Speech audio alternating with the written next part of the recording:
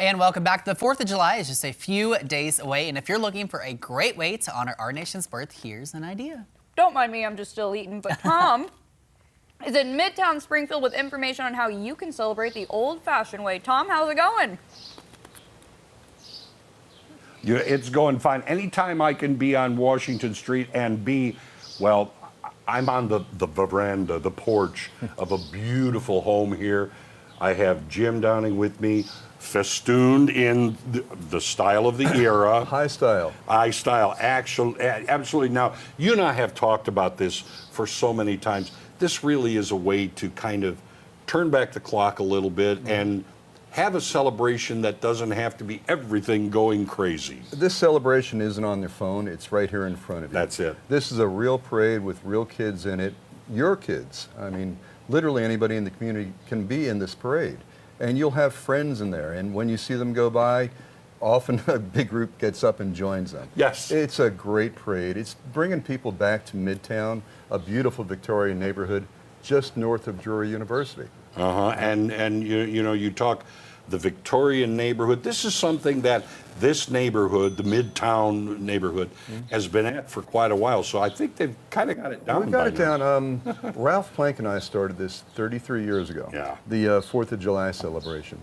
That was right after the neighborhood went into a National Historic District.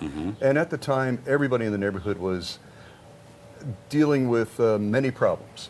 And we came together as a community, and together we renovated this entire neighborhood, brought it back to single-family ownership, or the houses that are rentals were brought way up. Right. And then now they're being rented to the professors at Drury, the students at Drury.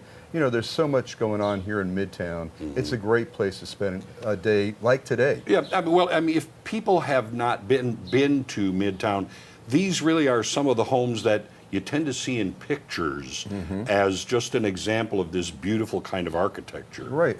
So at Christmas time, we have the Victorian Christmas Home Tour. So yeah, they are beautiful in picture, but they're much more beautiful to be there and to touch and talk about the history that went on in each and every one of these homes here. You experience it rather than just look at it in a book. And some of them, you know, you're greeted at a door by me, or guys like me dressed up in Victorian costume, to get the flavor, to really put people in a mood. You know, in our kitchen when we do the home tour, there's always chocolate chip cookies baking. Right. And you walk in the house and bam, that hits you and you just smile. Well, first thing that happened when I walked on the porch, I was offered cookies, I was offered fruit, water, things. It's that kind of atmosphere that you know, this area is imbued with. And having a front porch like this is so different from driving your car into your garage and never seeing your neighbor. No. I sit out of an evening on the front porch and everybody's walking by, walking the dog. Right after the sun goes down, it cools off. Exactly. In the summertime, many of us are on the porch and you invite your neighbors up. That's how you get to know them. Tell people when and where the parade is going to be happening. In Midtown, our 4th of July parade is always on the 4th itself, so not on the Saturdays before.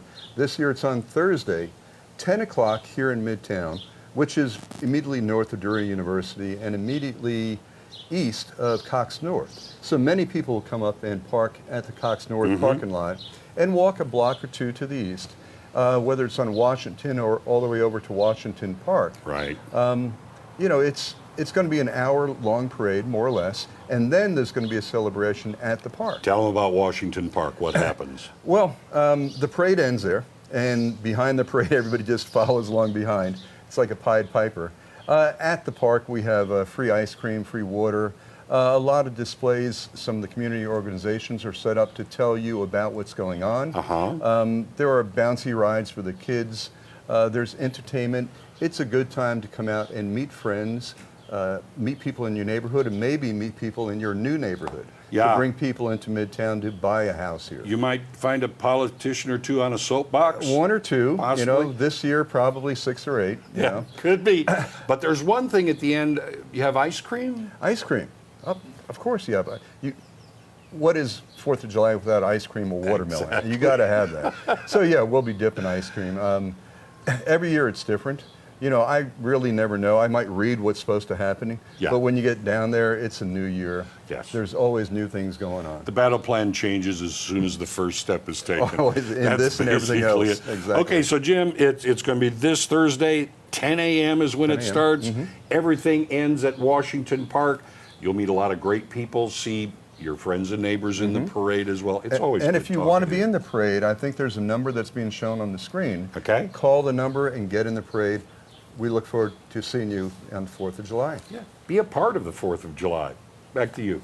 All right, Tom, thank you so much.